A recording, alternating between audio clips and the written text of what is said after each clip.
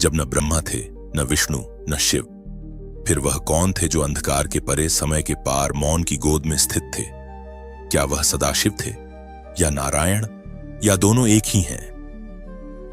सदियों से ऋषियों ने ध्यान में उतरकर इस प्रश्न का उत्तर खोजा।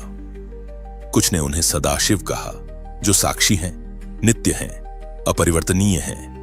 कुछ ने उन्हें नारायण कहा, जो जगत में प्रविष्ट होकर उसकी लीला करते हैं।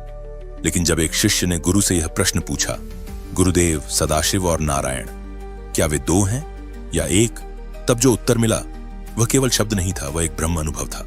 और आज वही रहस्य आपके समक्ष है, शब्दों में गूंथा हुआ पर मौन को छूता हुआ। तैयार हो जाइए एक ऐसी यात्रा के लिए जो न केवल आपको शिव और विष्णु के पार ले जाएगी, बल्कि स्वयं आपसे भी परे। आगे बढ़ने से पहले जो भी हमारे चैनल पर नए हैं, कृपया इसे सब्सक्राइब जरूर करें। यह हमें ऐसे ही दिव्य और ज्ञानवर्धक विषय आपके लिए लाने की प्रेरणा देता है।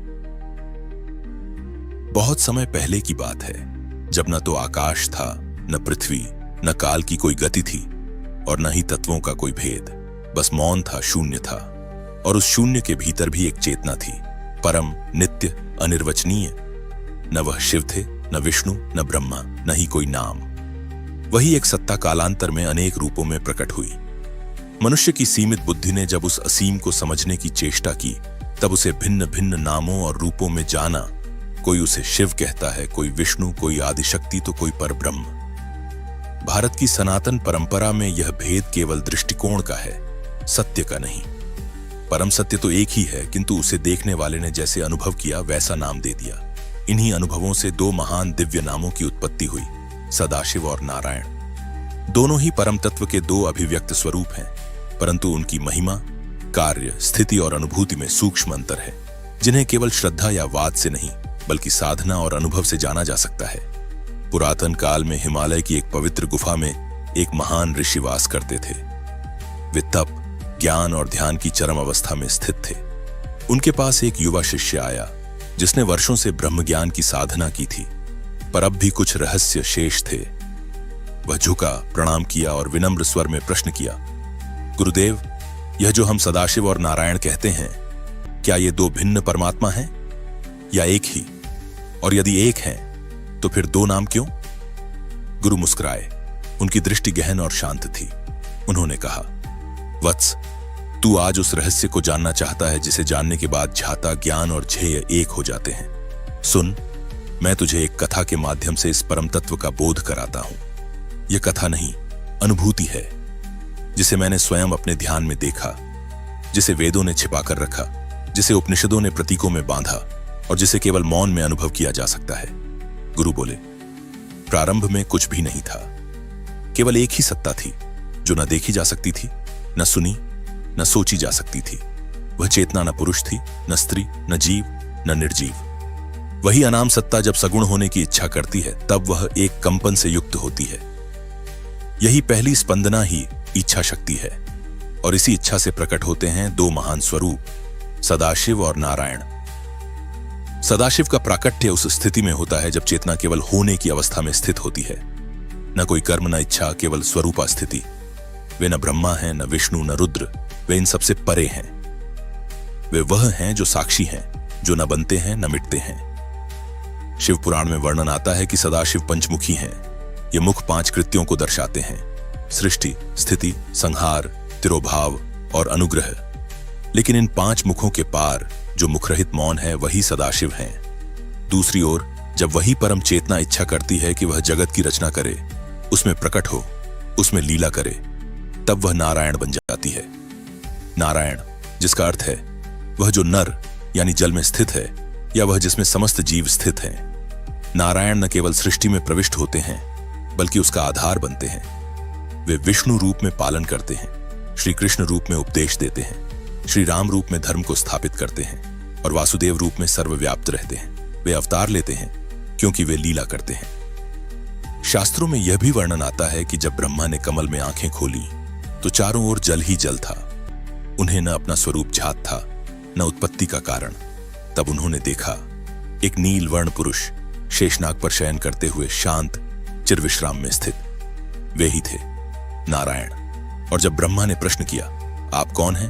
तो उत्तर मिला, मैं वह हूं जिससे तुम उत्पन्न हुए हो, पर मैं भी किसी की इच्छा का ही रूप हूं। वह इच्छा किसकी थी? सदाशिव की।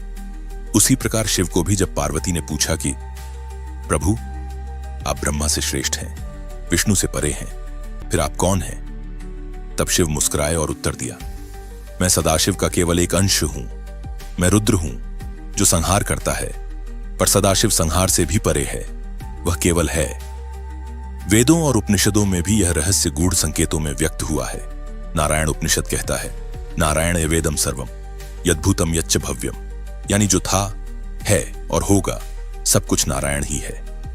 वहीं शिव संहिता कहती है, शिवाद्वयम परम नास्ति, शिव से परे कोई नहीं। दोनों ही वाक्य विरोधाभासी नहीं, बल्कि एकता के द्योतक हैं। जो नारायण है वही शिव है, जो सदाशिव है वही नारायण है। अंतर केवल दृष्टिकोण का है।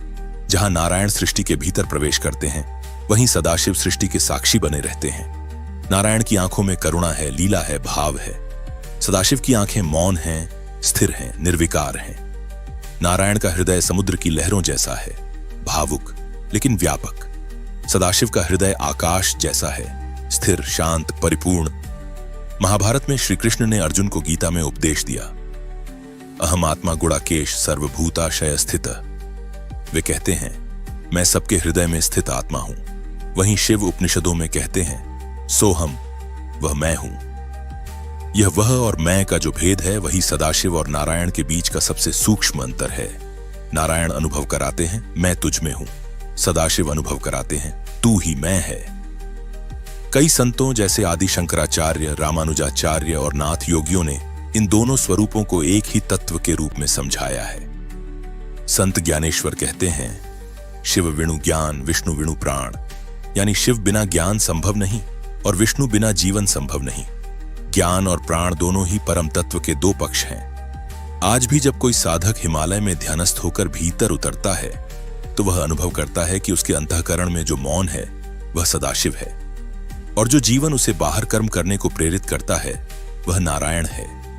वह मौन सदाशिव का स्पर्श है और वह गति नारायण की प्रेरणा है।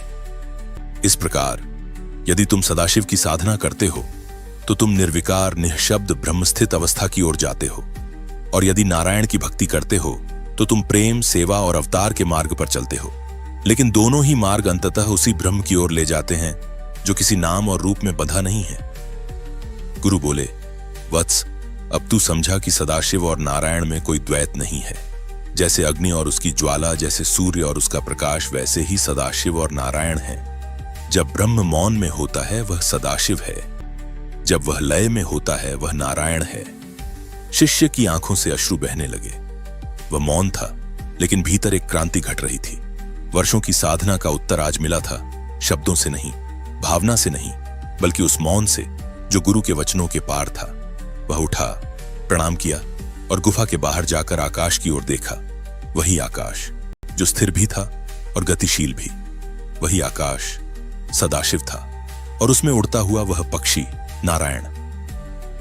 तो अब जब आपने यह यात्रा पूरी कर ली है, शब्दों के माध्यम से कथा के छोरों को पकड़ते हुए उस परम सत्य की ओर बढ़ते हुए, तो एक सवाल आपसे फिर से उभर सकता है, क्या सदाशिव और नारायण अलग हैं?